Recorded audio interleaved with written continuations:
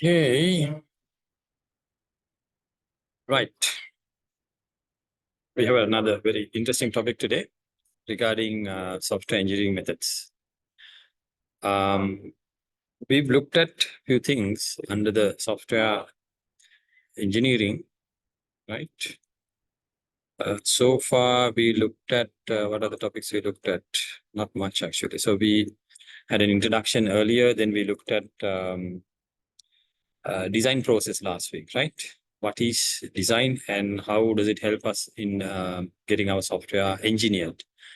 We discussed the importance of engineering principle, right? Those are the things we discussed the other day. So today we have another very important topic. This is called configuration management. We'll see why this is very important as we move forward. We don't build software in a way, I think the right word is hard coding. Now, we don't hard code everything to our software. We try to keep things in a fluid manner so that we can change things, we can reverse things, we can go back to a previous state and stuff like that. So overall, we call this the configuration management. And we'll see what tools are there to get this done, right? Now, here's a bit of a definition. Software configuration management is concerned with controlling changes to the software and also project deliverables. Meaning, now we can't be assured that our customer will say everything is fine, everything is perfect, and no changes are required. But there may be situations where we may have to do some changes. So we need a mechanism to record these places where we have changes. We can make changes. So three things. This involves identifying the configuration items of the system. So what can be changed? What are the areas we can change in configuration? And then controlling these changes, and also integrity. That is, we have a record of, we call it traceability. We should be able to go back anytime to make sure that this is traceable. Meaning we can go back and say, okay, this is where we did our work. Yeah. So these are the three main components when it comes to configuration management. And let's see how we can do that and why this is important. So if you look at the configuration management, what are the things we do? What are the actions we need to do here, right? Number one, identifying what needs to be controlled.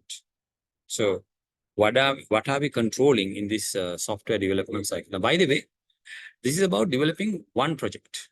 Okay, so we are developing a project and we are trying to understand what are the things that need to be controlled. And then ensuring those items that are accurately defined and documented. Yes. So what are the areas, what are the items, for example, the features, version numbers, so many different things we need to identify and also document. And then if you want to make any changes, how do you do it in a very controlled manner? Right? Is the next part. So you don't allow everyone to do all the changes. So there has to be some sort of a management mechanism where you make the changes. And also, what is the correct version? Finding out what is the correct version of a work product is being used. Now, if you have only one customer, that is okay. You know which version they are using. But if you have like multiple customers, and if you also roll out a few different changes to your product, how do you make sure that which customers are using which version? Because imagine even Windows 10, Windows 11, Mac OS, even Android. You speak to 10 people, they may have 10 different versions used by these systems, right? So, but we need to know exactly what version they are using. And also configuration. Now, what version of the operating system, what version of the application, what version of the database used by each customer, we must know, right? And then adherence to standards, because when it comes to management, configuration management, there are certain standards like SEM version or semantic versioning, for example. And then there are ISO things. There is CMMI requirements. So how do you adhere to those standards? What are the standards? And how are you making sure that you're adhering to that? And the last one is very important. How do you build your releases, right? Whether it is a web-based application or a desktop application or a mobile application, you need to have some sort of a release mechanism, right? How do you do that? In many companies, they have a dev server, then there is something called a staging server, and then there is a live server, right? Is that how you do that? But if it is a mobile application, then what do you do, right? That goes through alpha version, beta version, release version. So is that how you do that? So there are different ways of managing it. We'll see what suits us and what we can, the best we can use. So those are the actions to do. And so what are some of the good configuration management mechanisms, right? Or what are some of the questions we may be having, right? So here are some questions we might ask. Right? What is the correct version of the software module to be updated? So we depend on lots of different libraries, okay? And then libraries also have certain versions. So which version of the library is compatible with, let's say, our version of the software? Now, let's say, for example, you're using PHP. What PHP version do you want? Stable. Is it 7 or 8 or 5 or 6? What is it? Or if you're using a SQL server, so MySQL, for example, which version? Is it 1 or 2 or 5? What is it? Or is it PostgreSQL? Or is it Mongo? In what version? Right? These are questions we might ask. So question number 2, where can I get a copy of release R.7 of software system X? Who has R.4.7 of the version? Is it in our GitHub? Is it in our other servers? Or is it in a laptop? Is it in another server? Where is it? Where can I get it? And then what version of the software system X are installed at the various customer sites? And then what changes have been introduced in the new release of software? Let's say version R 4.8 from the previous release 4.7. So we need to see the difference between 4.7 and 4.8. What are the differences? Are there any breaking changes, right? And then if you are upgrading, what is the upgrade guide, for example? Is there such a thing called upgrade guide? What version of the design document correspond to the system software of 3.5, right? So we are on 4.8. One customer has 3.5, and we need to fix something, and we can't upgrade it. Yeah. And then are there any undocumented or unapproved changes included in the release version of the software? So there may be situations where due to so many reasons, there may be certain features that are gone to the release version without any approval. Let me show you an example of upgrade guide, right?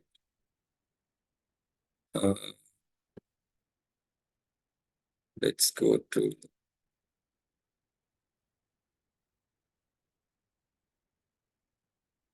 all right. So here is one.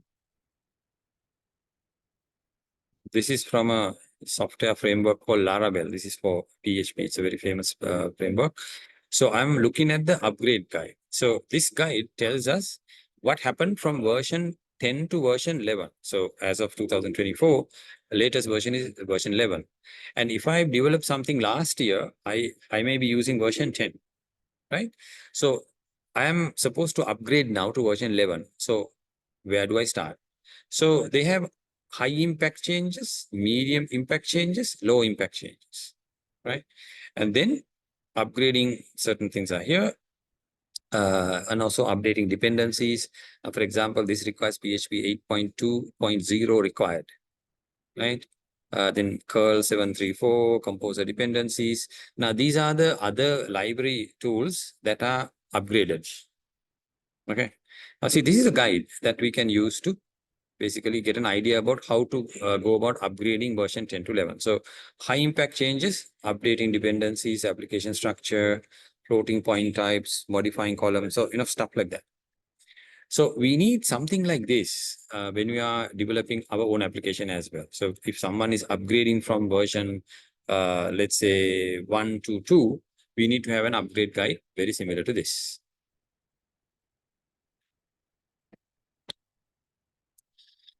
And now we saw the issues we may be facing. So if you don't have a configuration management very well organized, we might have a poor configuration management, right? So what are some of the issues we may have there? Defects corrected suddenly begin to reappear.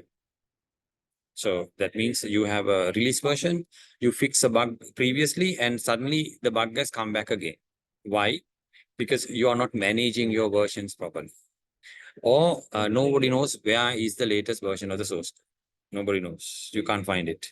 Or you can't find the source code with the object code. Now you have an object file and you can't find out which source code generated that object code. Now this is common among the desktop application or let's say mobile applications. You have the binaries and you can't find the source code for that. And then wrong version of the software sent to the customer. Customer is supposed to have, let's say 4.8. We are sending 4.9 or maybe 3.8 or something like that. And then the testing department is testing the wrong code. It's another huge problem, right? And then cannot replicate previously released code. Now we release the code to customer and then there is something wrong happen, some bug is introduced and we can't recreate that bug in our source code. Now, if both parties have the same source code, we should be able to replicate it, isn't it? Now you can't do that. And then simultaneous changes to the same source.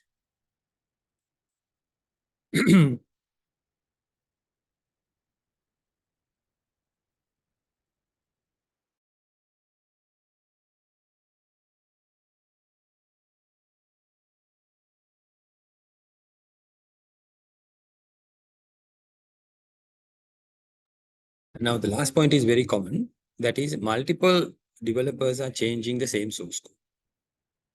And there may be something called merge conflict. So how do you handle that?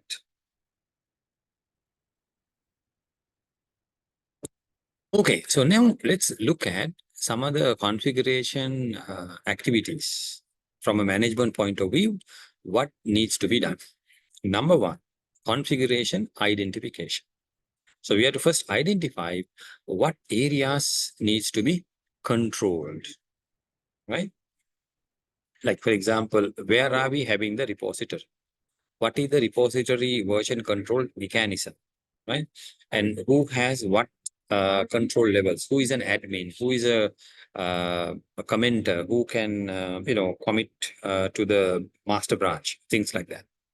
So we also need to have some sort of a mechanism for documentation, right? Release documentation, file naming convention, version number systems, all that, right? And also something called the baseline plan. Baseline is the, what do I say, a default mechanism. So we must say, okay, this is the level of software we will be releasing to the customer, the absolute basic thing, right?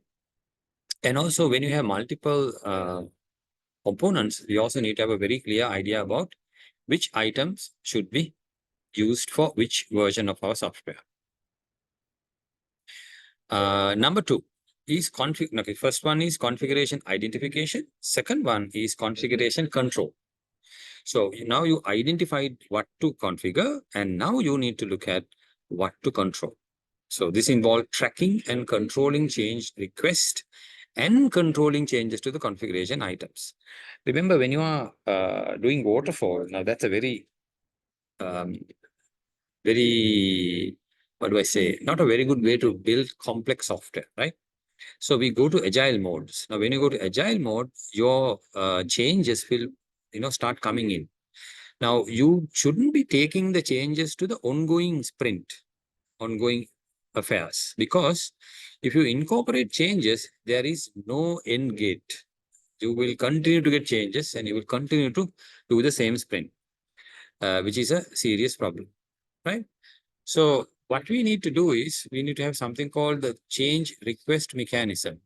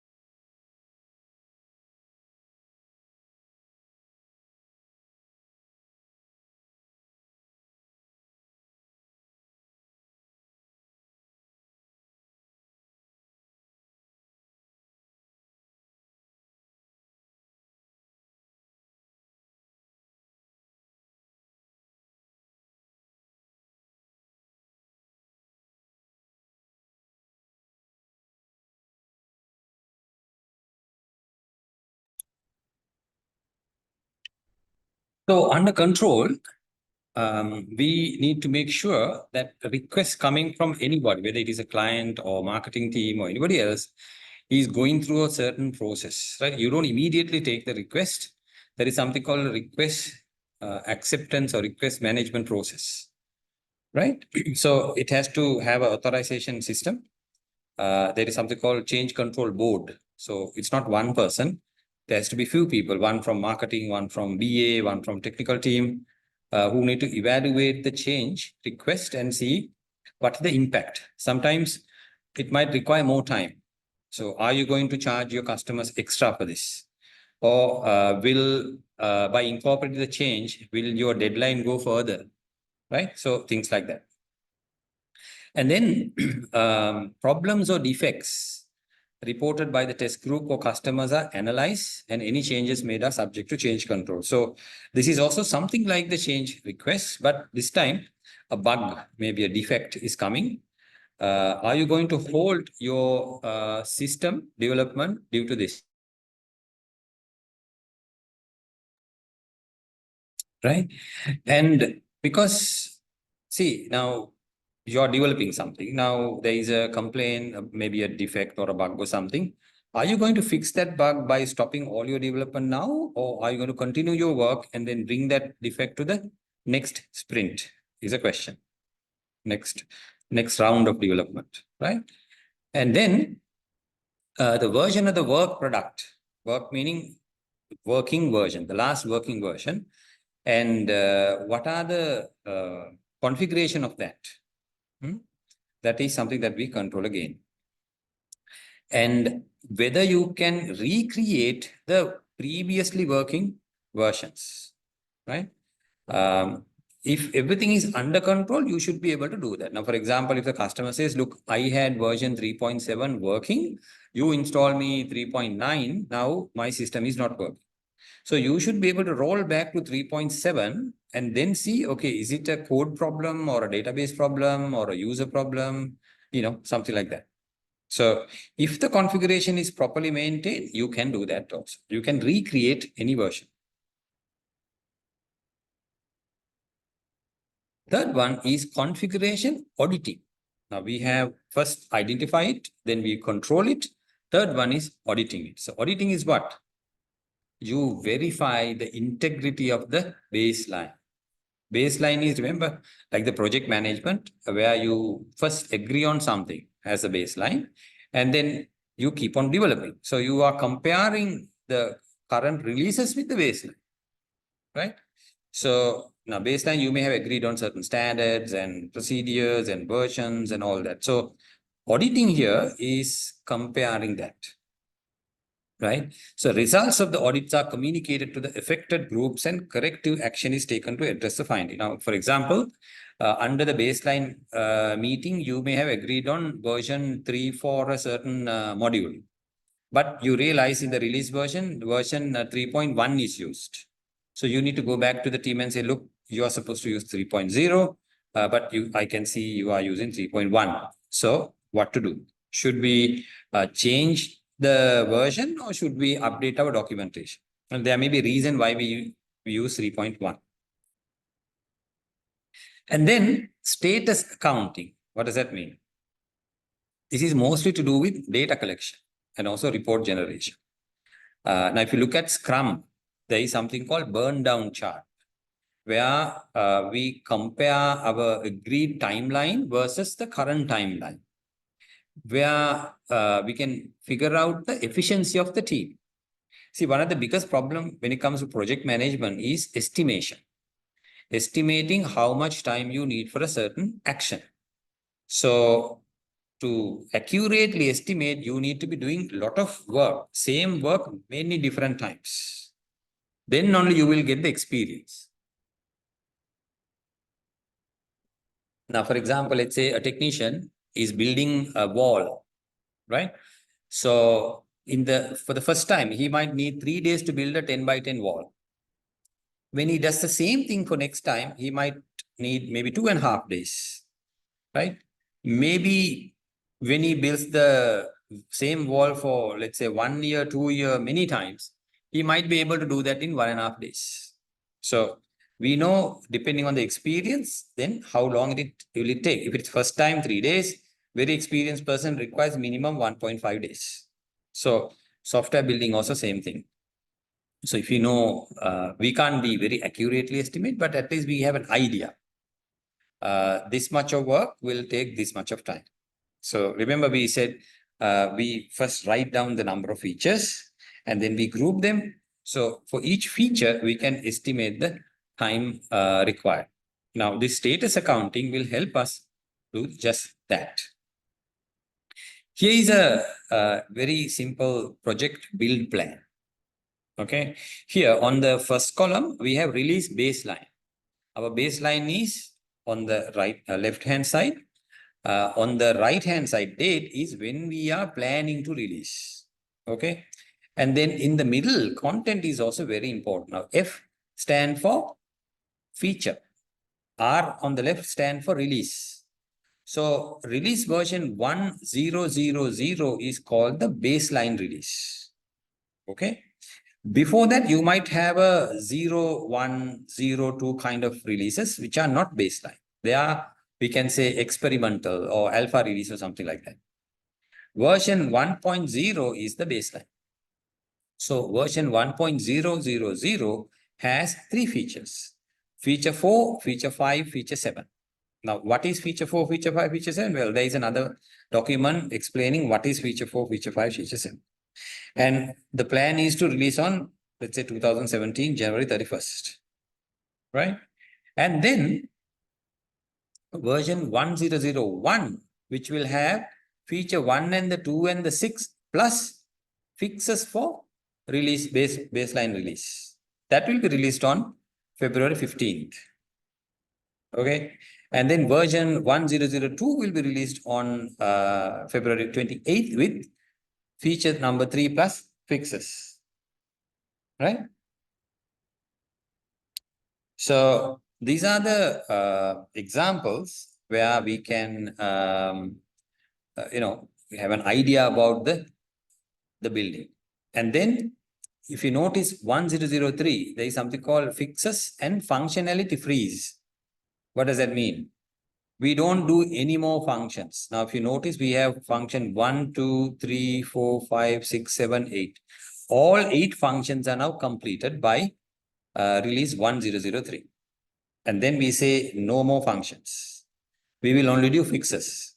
So 1004, we will have fixes. 1005, we have fixes. And then the official release is 1006.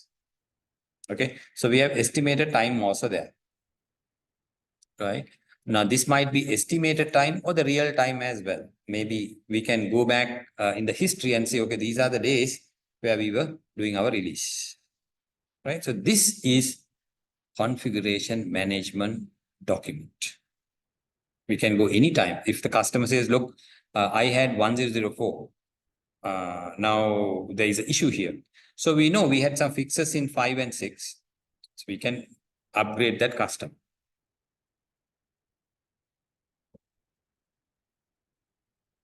Right? And then what does the system or the configuration management system include? One, it must have a management plan, configuration management plan. And then a document repository with check-in, check-out features. What does that mean? Remember Git. So there are also other different ways of source code control as well. Now, Git is the most famous and the comprehensive one. Git allows us to allow one person to change the document at any given time. So only one person can change the document.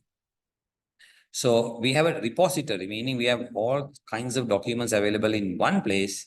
And if one person is updating the document, other people can't update that document. Or they can check out.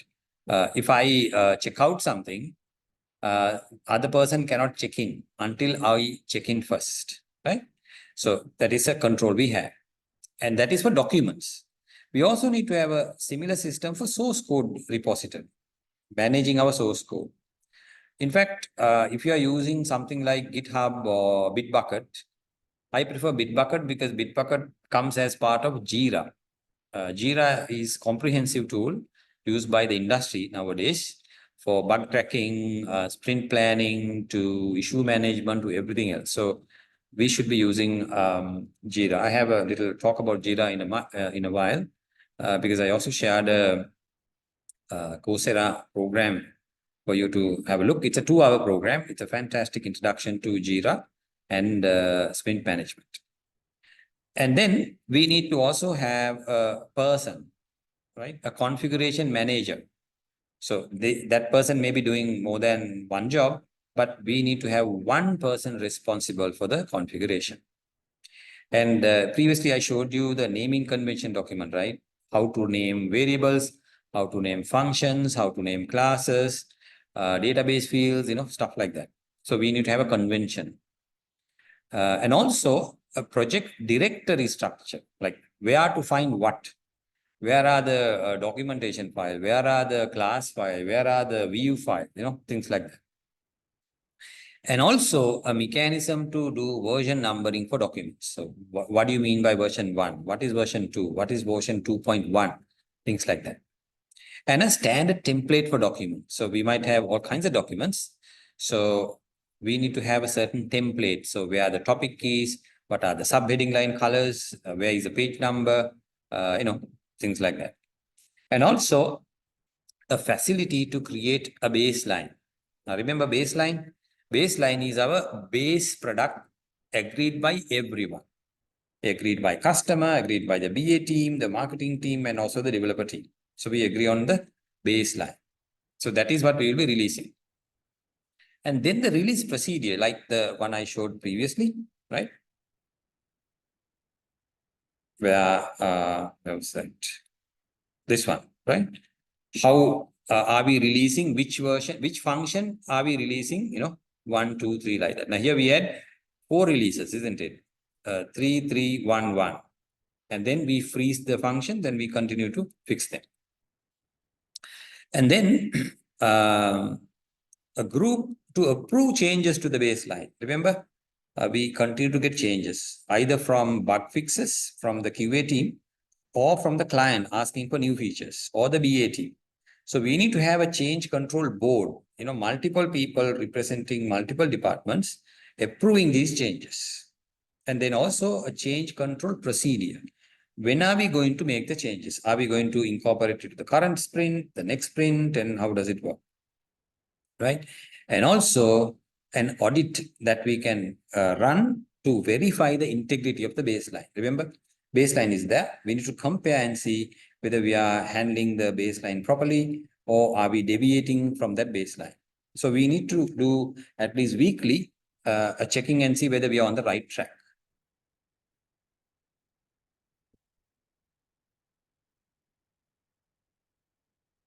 Here's another example of version numbering of documents. Do you notice before 1, they are mostly initial drafts and drafts, only draft documents. 0.1 is the initial draft. Then 0.2, 3, 4, whatever is draft. And version 1.0 is the approved baseline version. All right. Until then, there may be so many different drafts. You might think, okay, why are we having drafts? We can just go to 1.0 immediately. No. These documents go through multiple departments and people and all that, right? So they have their own life. So if you rename the version 0.1 to 0.2, your customer may be having 0.1. He will come back and say, look, in this document, I have this thing here. Now, where is it? And we don't have it. We have renamed the document. So do not rename document. Instead, create a new document with a new version number. Okay? Do not rename the file. So once the approved baseline document is ready, and then we go on changing the version. So there is 1.1, 1.5, 1. Whatever. So I'll talk about the numbering in a minute. There is something called SEMVA. We'll talk about that in a minute. So for now, let's stick with the 2-digit version. And when it comes to source code control management, how do you handle that? You need a software that allow us to do these things. One is access control, meaning everyone can't access everything. So there may be, like I said, who can push to the master branch, who can request, let's say, merging, who can do code review. So there has to be some sort of access control. And then checking in, checking out mechanism. Like if you use Git, there is push and pull, isn't it? Push is you are pushing code from your laptop to the source control system. Pulling is you are taking source code from the server to your laptop. So there has to be a mechanism there. And also merging and branching. So when you pull something from the server, are you going to keep the same branch and change it? Or are you going to have a new branch and then work on your branch? So that way you're not damaging other people's code. Once you are done, you can request for a merge. So whoever's, let's say, doing the source code audit, they can approve the merging. And another thing is very important, labeling. We should be able to label the releases. Now, we might have a very odd, hexadecimal numbers for so the source code versions, but we should be able to have our own English versions. I mean, labels. And also a mechanism for reporting, like who pushed when, how many versions are there, right? So things like that. So how long a certain person is taking to push from one version to the another version. So all sorts of things can be checked when you have a proper management system. And this is a very, very important one, change control. Imagine this way. So we are developing a software, and then when we show the version to the customer says, well, very good, but I want this change. Now we can't tell the customer that it is not possible, right? We need to be able to make that change. So we introduce a mechanism called the change request mechanism, so that we can set it up and inform the customer about how to go about doing this change, right? And then there has to be also a team of people. It's called a change control board, who will basically get the request and then make sure that it's approved by everyone in the team, right?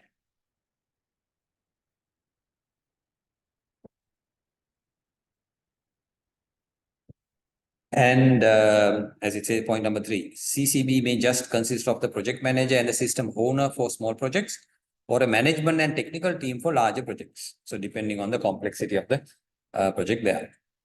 The impacts and risk of the proposed change need to be considered, and an informed decision made on whether to reject or approve the CR.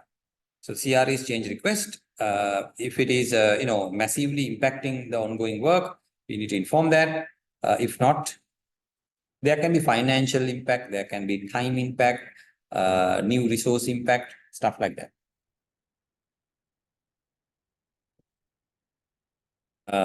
Last point is also important. It is important to keep change to a minimum at the later stages of the project in order to reduce risk of quality.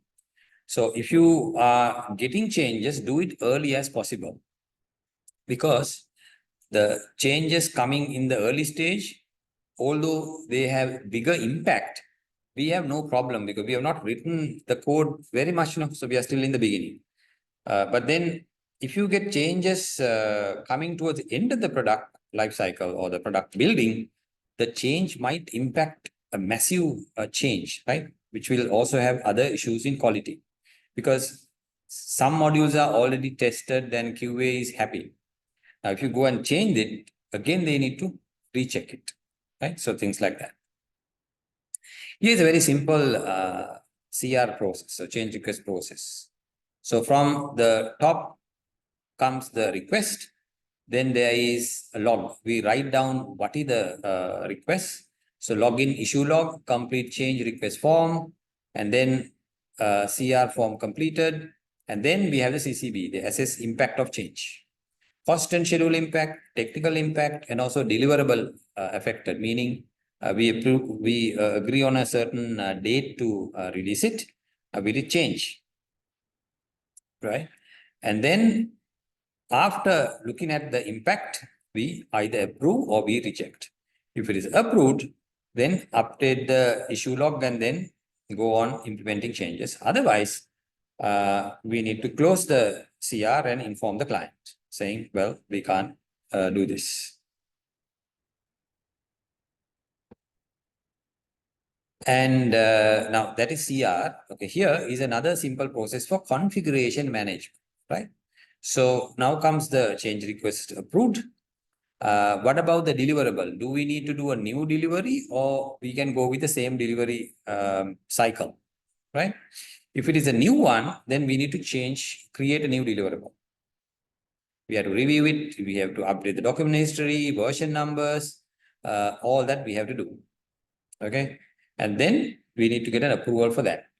If no new deliverable is required, we can look at, we can modify the deliverable, check out the repository, and then go on with the whatever that we are doing.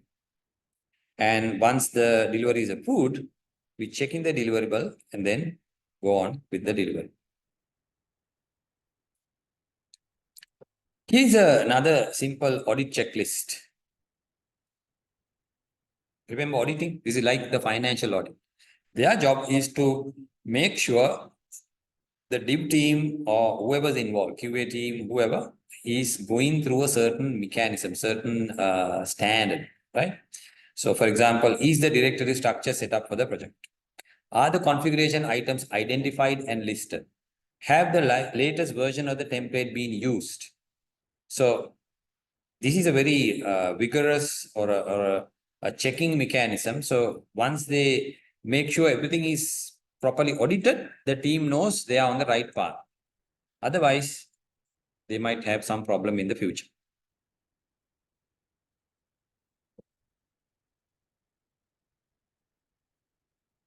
Okay, I want to talk about this one, semantic version, right? The URL is semver.org.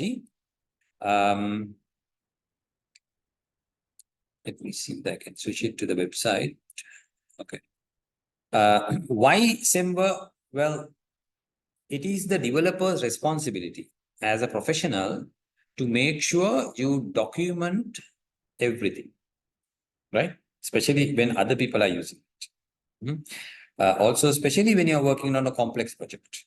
So it will help you and the others as well. So this is known as semantic version. This is developed by the same team who developed GitHub, right?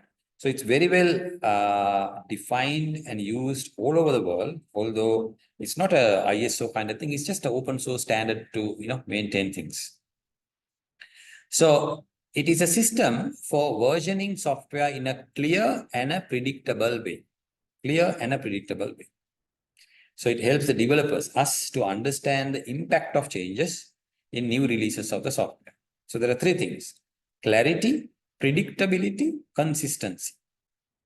Clarity means it's very clear. We can look at the number and tell various things. Predictability, we know, okay, what is coming next or what happened previously by looking at the number.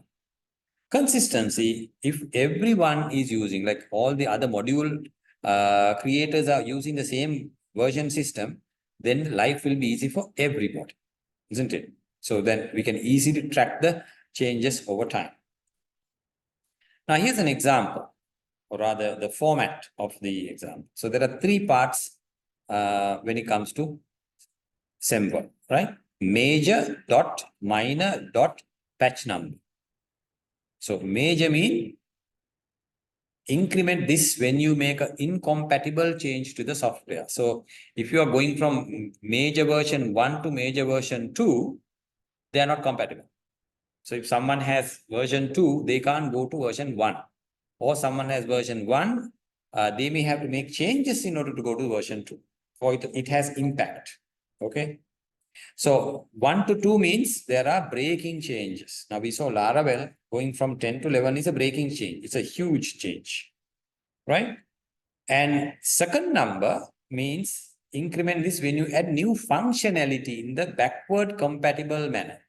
So if you have 100 and you can, without any trouble, you can upgrade to 1.1, because from 1.0 to 1.1, it's not a breaking change. You are adding more features for making the system better. All right. And third one is called the patch.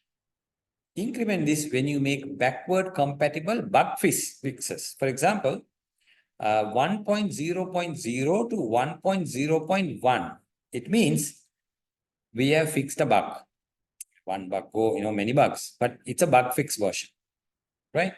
So now we understand, isn't it? 1 to 2 mean breaking change. 1.0 to 1.1 mean additional features. 1.0 to 1.00 to 1.01 means bug fixes. See how clear it is, right? So here's an example. Version 123, right? So major version is 1. There are no breaking changes from previous major versions. Then number 2, minor version. New features have been added since version 1.1, but all existing features work as before. So no breaking changes. Number 3, patch version. Some bugs have been fixed since 1.2 with no new features or breaking changes. From 1.2 to 1.3 mean we have not added any feature, but we have fixed some bugs. Right? Very clear, isn't it? So in summary, given a version number major, minor, patch, we increment major when we have incompatible. Okay, so sometimes we develop software as back-end, front-end sort of thing, right? Back-end, we have an API system. Front-end, we might have a mobile application or a web-based application or a desktop application. So when you see a major change, your APIs may break. They might not work. Whereas minor version, you have added more functionality. Patches mean bug fixes. You can go to this website, semver.org, for more details. I've also included that in our LMS to have a look at it for yourself. Let me go to the website now.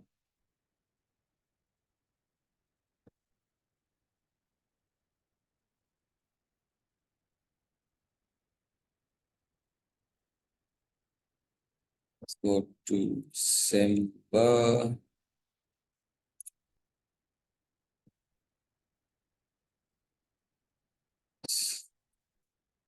ORG.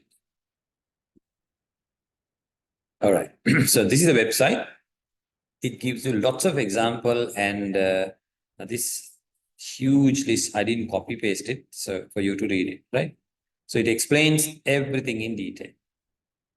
Specification, right? And also this is the Bacchus Noah form of this is the grammatical way of explaining these numbers. And then why to use, FAQs, everything is there. So as a developer, you must be very clear about these things here. All right. And now going back to the LMS here, if you remember under week 3, I've given you this assignment, Software Engineering Introduction Online course, right? So this is a online course from Canadian University. Very good one. It's a summarized version of the software engineering. Now for today's work, next week we'll be looking at using Jira and Bitbucket for our activities.